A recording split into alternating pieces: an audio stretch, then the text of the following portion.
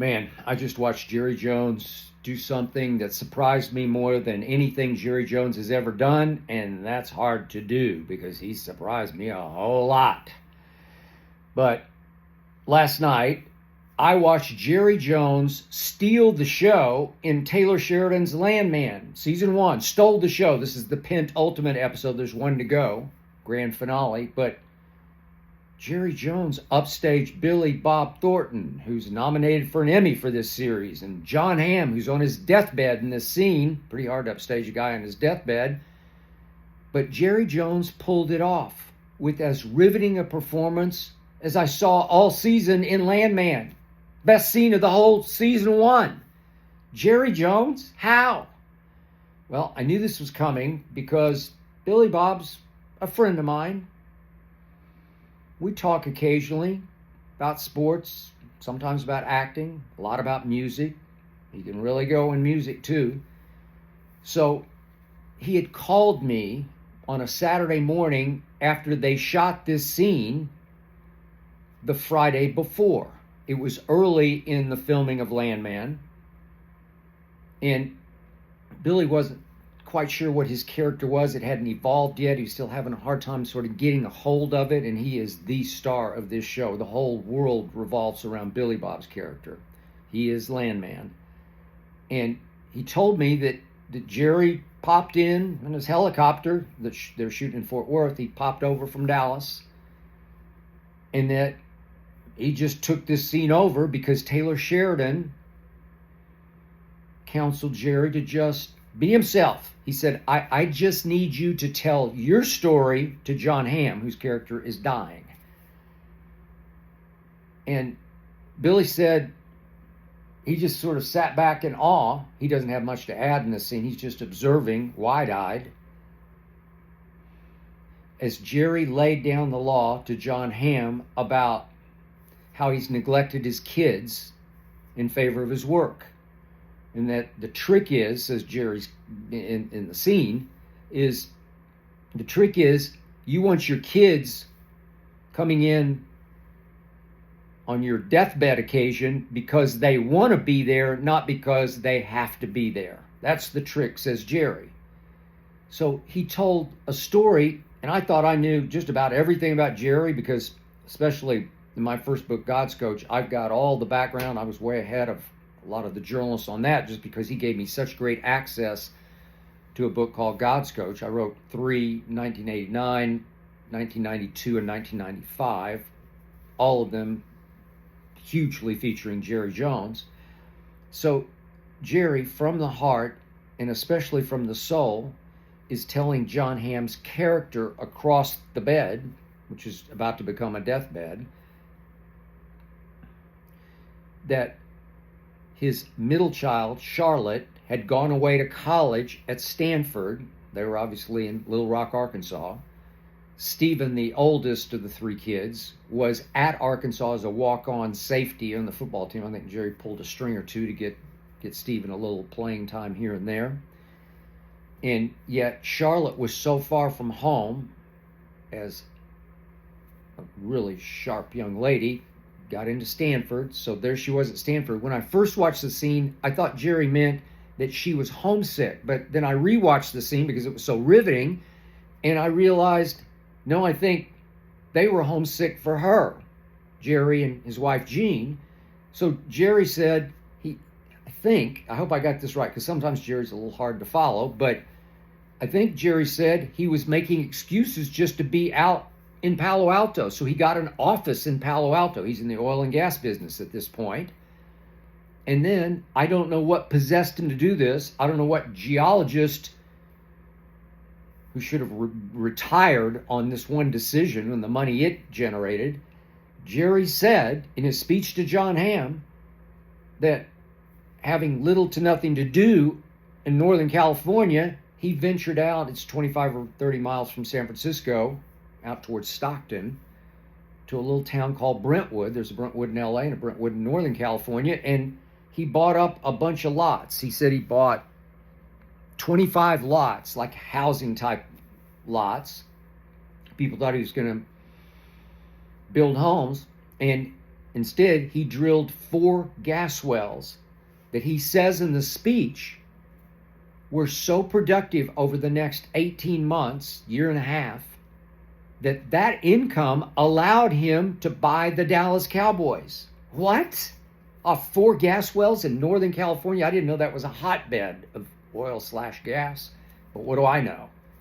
But that's what he said. I don't know what divining rod pulled them out that way, but I guess one of his geologists said, let's try this. And they didn't come up dry. They struck it rich, as Jerry was called early in 1989 in Dallas, Jethro Jones rich. That's what they struck it rich. And that allowed him, even though he was still rubbing 2 nickels together, as the former owner, Bum Bright, said, he had the lowest bid of 5 heavy hitter bidders.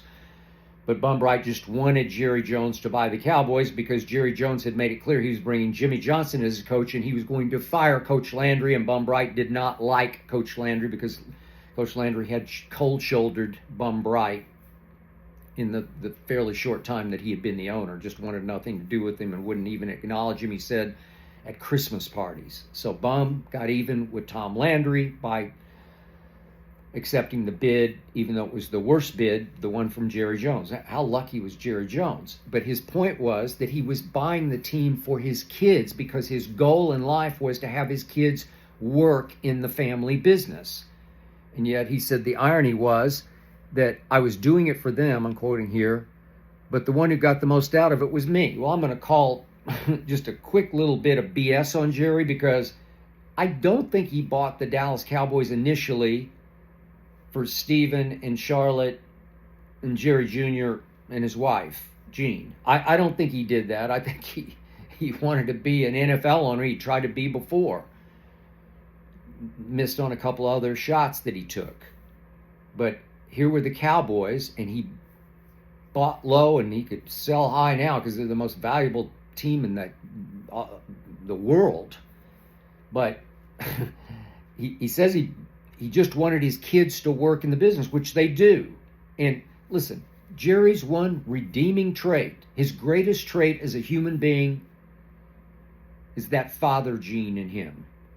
He's got Gene at his side, but that father gene, it is strong.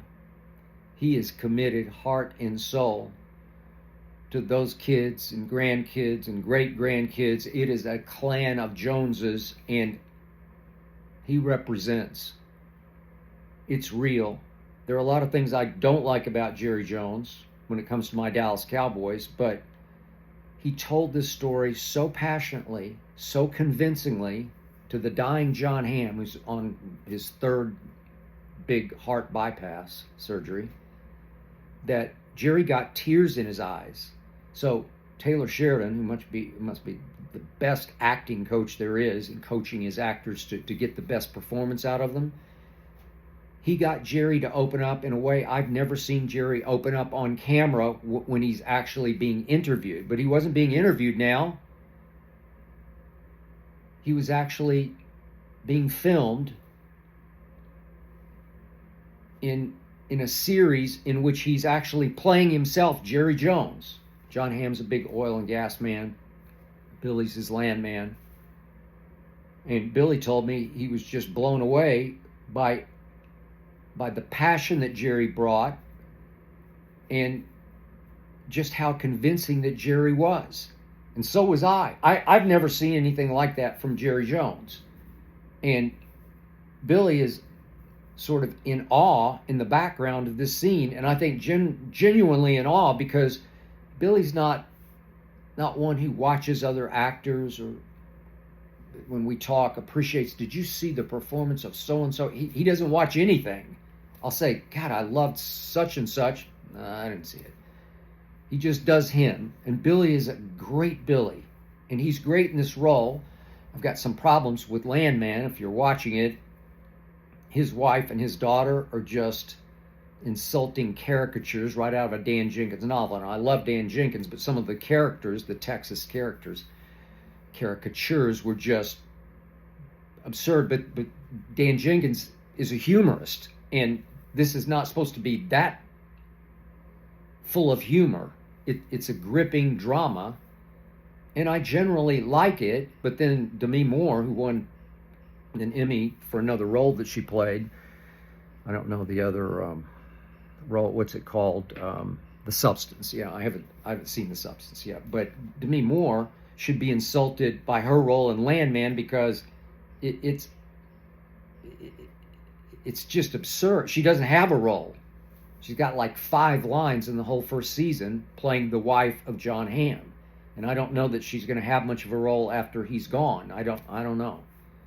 But the point is, those are my problems with it. Billy just takes it over. Without Billy, Landman would be awful. Landman would be an F for me. But Billy turns it into a B for me just because he is so great at playing that role and that character. He's been nominated so many times. He didn't win this. His odds were low on this. He was kind of a late entry. But Jerry Jones, if there's such a thing as an Emmy for a cameo, he would get it. And I also have worked with the guys at Netflix who are shooting the documentary on the 90s Cowboys that is supposed to be the upcoming version of The Last Dance that hit so hard and was so successful during the pandemic. Michael Jordan's last year in Chicago. I was there for that to write about it and capture it and experience it. Greatest year of my life. Michael Jeffrey Jordan. And now they say this could be even better because it's about the dynastic Cowboys of the 90s featuring Jerry and Jimmy, who fell completely apart. And so the crew is following Jerry around. I think they flew over in his copter. And I happened to talk to one of the guys on the crew because they've interviewed me for this upcoming documentary. I think it's going to drop around the opening of next football season, and it's going to be big. And they told me that Jerry was in all his glory because this is it. This was his crowning achievement. He actually is in a movie playing himself. Legendary Jerry Jones. I think he would say that's my crowning achievement. And yet, when I step completely back from this, for me, the only reason I really closely follow Jerry Jones now is because I'm a lifelong diehard Cowboy fan and I'm a Jerry Jones prisoner. I can't escape him. And he's in all his glory. And he bought the Dallas Cowboys for his kids, but it was actually served him. He's the most famous owner in all of sports history, above a Steinbrenner. It's Jerry. He's world famous. And yet, now, his Dallas Cowboys that he owns and operates, the buck stops on his desk, have not been to even an NFC championship game in 29 years. We're going on 30 years of no NFC championship game for the world's most valuable team. It makes no sense to me, but I'm stuck with it. And I don't like our shot next year. So I'll predict right here, right now, it's going to be 30 years of blight, of lost in the wilderness, of no NFC championship games because of Jerry Jones, who parlayed his success as the owner of the world's most valuable team into getting the cameo shot that stole the show in season 1 of Taylor Sheridan's Landman. I was knocked out of my chair. I think I'm going to go watch it again.